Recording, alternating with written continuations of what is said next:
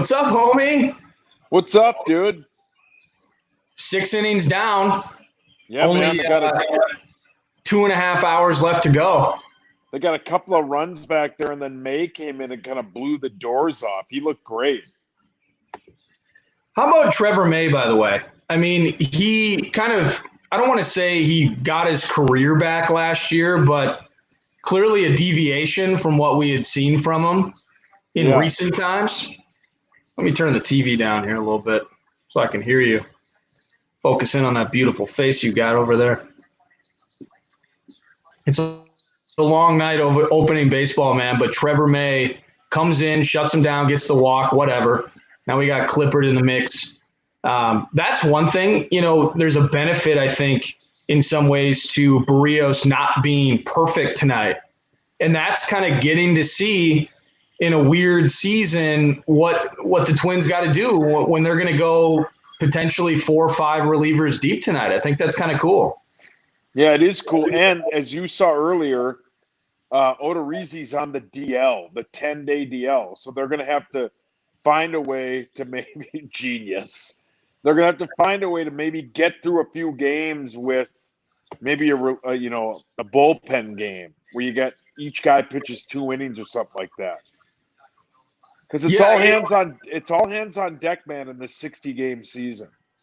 Yeah, thanks to Budweiser for doing this, by the way. Baseball and Buds, it's meat sauce, it's Nordo, and we're having fun on a Friday night. Thanks to you for joining us, whether it's Facebook, it's Periscope, it's Twitter, YouTube. We love you for it. And 7-5, the Twins still hanging on there. And that's, this thing's so weird. It's kind of a social experiment in a way where, 162 games, my God, we've probably complained about it year after year after year in some ways because our team's bad. Now we get to see what it looks like when the pressure and the heat is on. I think that's kind of cool. Same. I think the 60-game blitz is sweet, man. I love that. As I said earlier in the first one of these we did, one of Mornozzi's key to the games was each game basically counts as 3 games in a regular season. So you got to win them. You got to win as many as you can. And I hope they get off to a hot start, man, because they got to bury this White Sox team that thinks they can hang with them. You and I were talking before we started. This White Sox lineup is sweet. Yeah, that's the White Sox. I'm trying to think about all the guys. So it's Yasmani Grandal that they picked up from Milwaukee, right? Yeah. I think it's Milwaukee. And then we've been there a few times. Yeah, we have. You know what they should do is, I don't know what the situation is over in Wisconsin, but what if you found out they said, hey, you can't come in the stadium, okay, but you can go to the parking lot and you can still tailgate? Would you do that? Yeah, and 100%. And you have to social distance or we'll kick you out. I would 100%. I would get a couple of cases of Budweisers. You and I'd head over there. We'd make Marlar make us food, and it would. I said that from basically the beginning when we knew baseball was coming back. Have the guy from Major League, I always forget his name, who does the broadcasting for him, Bob Uecker. Have Euchre's voice just throughout the parking lot. Have giant screens at somewhere and do it. But they don't want to be responsible for the COVID bit, and I guess I don't blame them. No, I get that. But you bring in Grandal, who had that wild pitch / kind of muffed pitch catching error in the early inning, and then I think he struck out later on. I forget, but he's a stud. Yeah, he is a stud. Who we know cannot run very well, much like us, but he can hit it. And then you still have Abreu. He's re-signed forever. Moncada hit a home run off of us. Luis He Robert swung so hard his helmet went over his face. Maybe it's a undersized helmet or oversized. Man, Cruzy just got a base hit, man. This team's fun. Us wore a hat that was too big. Oh, there we go. I've never worn a hat that was too big. Remember when we walked around Miller Park trying to find a hat? Yeah, and then I found it. Now I don't know where it is. It was a cool hat, though. No, it is awesome. And I am one of those guys that if I go to a park, I have to get a hat. Well, yeah, you have to. Didn't you get one at Wrigley? Yeah, Yeah, and absolutely. then David pouted, but we sat there and waited so we could each get hats. Were his arms crossed? Yes. What do you think of the 16 teams in the playoffs? It doesn't make any sense. It's just a way. I mean, it makes sense for the owners because obviously they need to make as much revenue as they can in a shortened season. But I don't, I mean, that's a lot. That's a lot of teams. But yeah, I don't think it's great. Have the normal amount of teams, and let's just roll into this thing. Let's I hope keep the Twins are there, and let's roll. absolutely. I keep showing Justin Guard's trolling related tweets. Well, I'd be doing the same thing if it were Courtesy you of and Budweiser, him. by the way. But I was listening to him and Barrero earlier today, and kind of the idea of it, the negativity of it. Do you need the expanded playoffs with the 60 game sprint? You could have an egregiously, an amazingly dominant record during the 60 games, and then it's a 3 game series. Like that's your reward is to potentially get bounced That's over a stupid. 3 game series. And even more so with the 162 games. It seems like you're losing every time with that dynamic in baseball, where if it's a 162 game season, now you're rewarding a team, maybe that's 3 or 4 games under 500, and they're getting an opportunity to steal a wild card game, steal a 3 game series, do something like that. I mean, I don't find the value in it other than, obviously they're all chasing dollars at this point, but I'm not a big fan of the expanded 16 team bid. No, me either. I think it's dumb.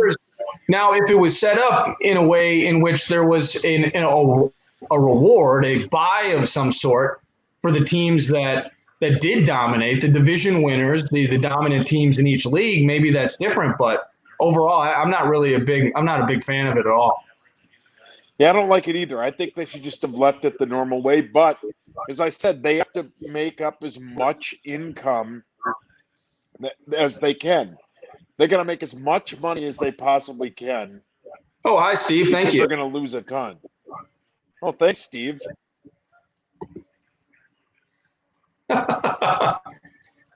Let's see if they can blow this game open here. What a bummer.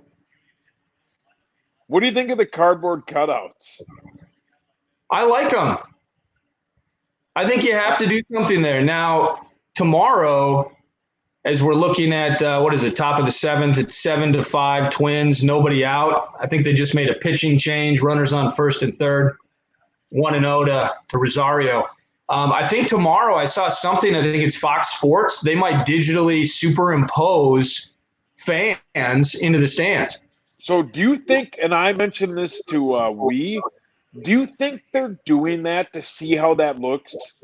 Are they just basically using baseball as the guinea pig so they can do it for football? I don't know. Fox, I mean, from the glowing pucks to, they were the first ones really in the domestic sporting world to start piping in fake crowd noise. They tried to be more innovative when they had the golf contract and do different things than NBC has done or did do. So I just think Fox is more willing to try weird stuff. Does that make sense? Like, yeah, it's a weird year, so let's get weird.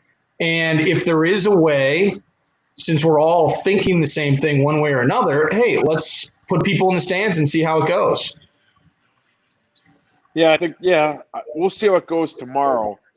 But like we talked about in the last one, I'm in on the Twins games, and I watch a little bit of the Cubs Brewers because, when I'm not rooting for the Twins, I'm a little bit of a Brewers fan because obviously I have family down there.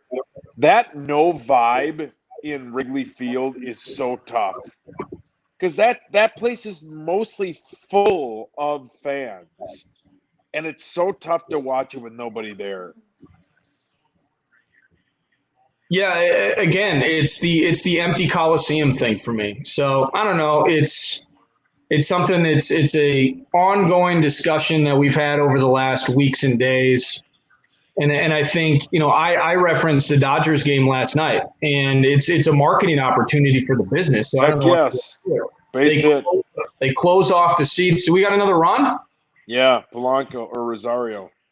I got to Polanco scored. see this YouTube TV thing, man. I love it. However, I'm like 20 seconds behind you. I'm late to the party. Yeah, that's why Comcast Wales.